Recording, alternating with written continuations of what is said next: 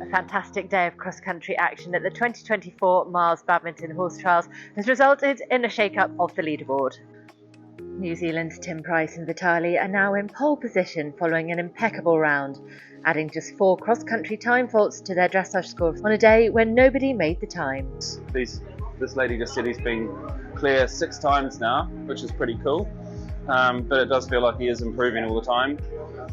It's tough out there to get around close to the time, but he just kept, giving me what he had to give and pushed all the way home and stayed clean at the fences, and I'm just so proud of him. He's just an awesome horse. Did everything go according to plan A? No, not really. I made a couple of rash decisions. The huntsman's closed. I was never doing 5 out of there, but I just saw it and rode and hoped for the best, and he just turned himself inside out and said, yep, I can cope with that. And yeah, just a few things, but not really. I mean, it was all still tidy. It was just good old-fashioned cross-country riding where you just got to think on your feet a couple of times. Went straight at the stump coming out of the top water, which I'm pretty proud of. He just looked his way through and just gave me a good ride, so that was good. William Fox-Pitt and Grafenacht have moved up to second, while Irish 5-star first-timers Lucy Latta and RCA patron saint delivered a wow-factor debut with a cross-country performance of the day, stopping the clock just 1 second over the optimum time to climb from 46th to 3rd. Tom Jackson produced her, and Tom always said, you know what, she just does the job. And from the day one, I said to her owner, Amanda, it's like she didn't the course. She just goes, yeah, okay, yeah, I know, okay. Just been good fun. And what does it mean to you as well? Multiple winner here, Badminton's 75th anniversary. You've had some wonderful horses around this course. What does it mean to have her at this stage in your career as well? Oh, I feel so lucky. I've had amazing horses. I've always been lucky. All my career, I think, has been defined by having the right mounts. So I'm not going to shy away from that. But I've had amazing owners who've given me lovely horses, and she's my last. She really is a very special horse, and she carries an old man around very well. Like, I have so much faith in this horse. I know it's our first 5-star together, but I know he has loads of gallop. He stays galloping consistently at that one pace, and he's really adjustable, so I'm not wasting time anywhere. So I went out with the mindset I don't want to be down on my minute markers for the first 3-4, because you're on the good ground up here, and then when it got to the softer ground parts in the middle of the track, if I needed to back off, that's kind of what my plan was. But I didn't even lose that much time up the top. I needed to give him a breather up around the gate, and then he completely picked back up for me coming back down to the crowds in the arena. So he was phenomenal. I also caught up with Britain's Emily King after her super performance with Valmy Biertz, Emily's first badminton cross-country completion on her 5th start here.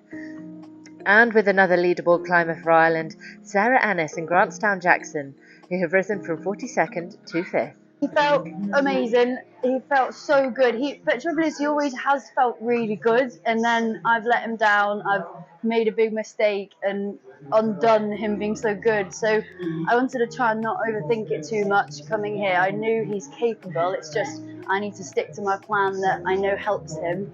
He really helped me out coming out of the Huntsman. I was tempted nearly to go one less. It was so nice, and I made that wasn't good riding, and he helped me out. And then I feel from then on, I was glad not to let him down from then onwards.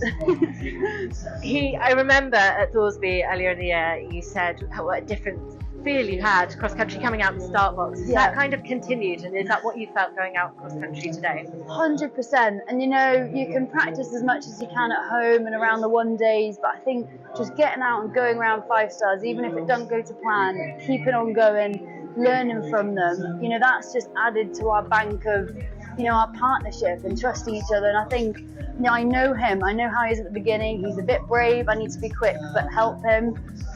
In the middle, he's lovely, and then if he does get a bit tired at the end, he gets so bold, so I have to really help him. And it's just really installing that in my head that I've got to do what I know is right for him and try not to mess it up. And Thoresby, and it's like the runs this spring, they've just been perfect. Again, they've actually felt easy, which they always have felt. I'm still learning him, and I thought, that's good. If we've done the 5 stars before and it's been fine, and now he's feeling really good at the one days, then hopefully we can do it. And so now we have. I thought the course was nice, but I did think it would cause trouble, so I got a bit of trouble before I went out. I saw very tired horses coming home, which worried me a bit. We're not used to this heat at all yet. Like, we've had rain since last July.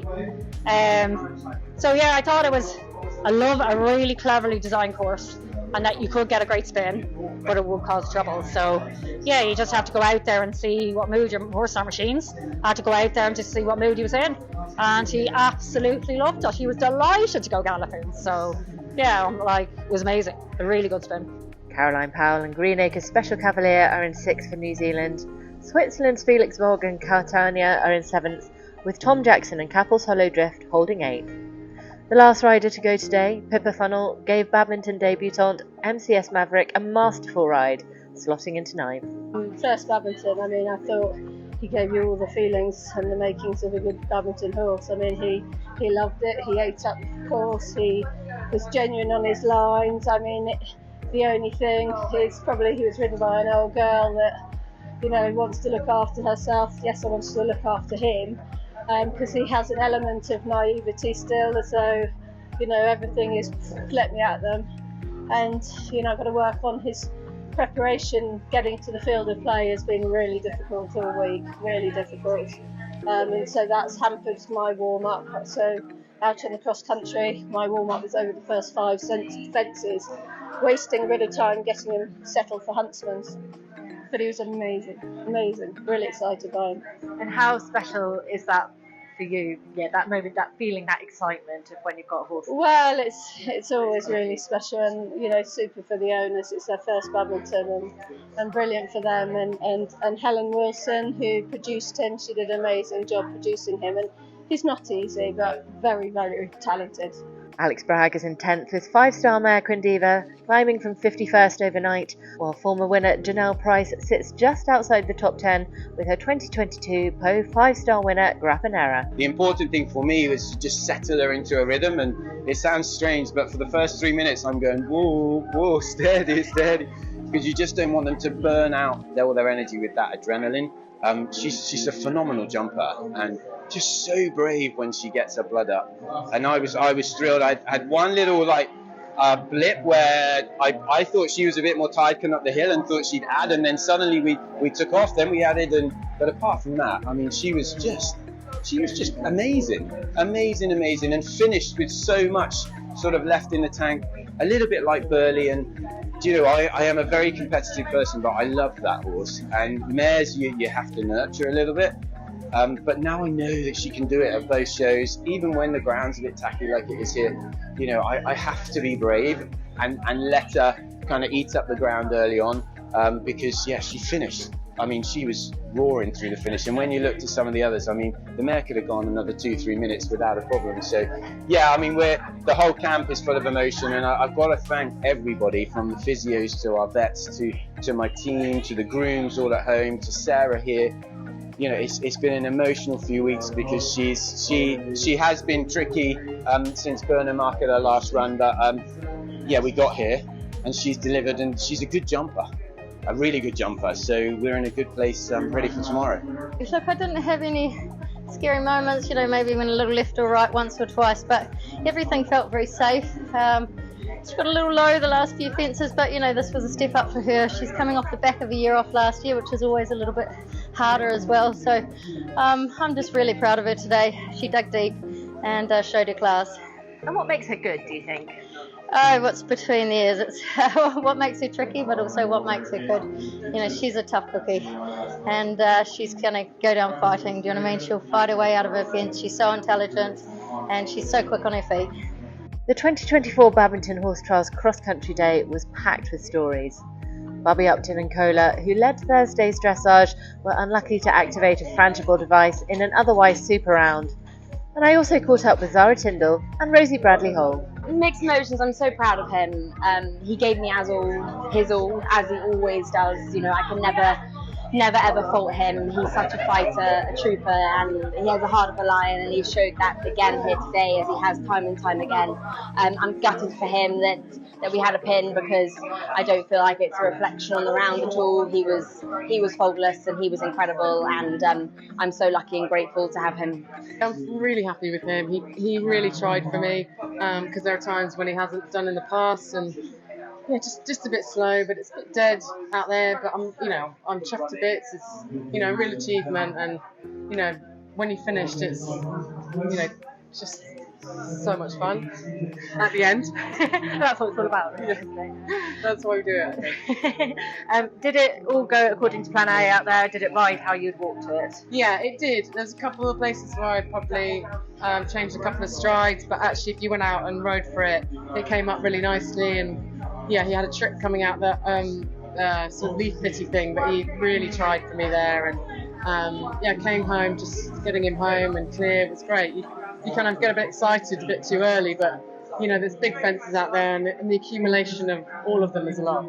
I shocked, but I knew she could do it. I was just hoping we could put it together as a team. She's still quite inexperienced, and she just tried her heart out for me. She is so honest, looks at the flags, and just wants to do it for me. And she just kept jumping all the way home.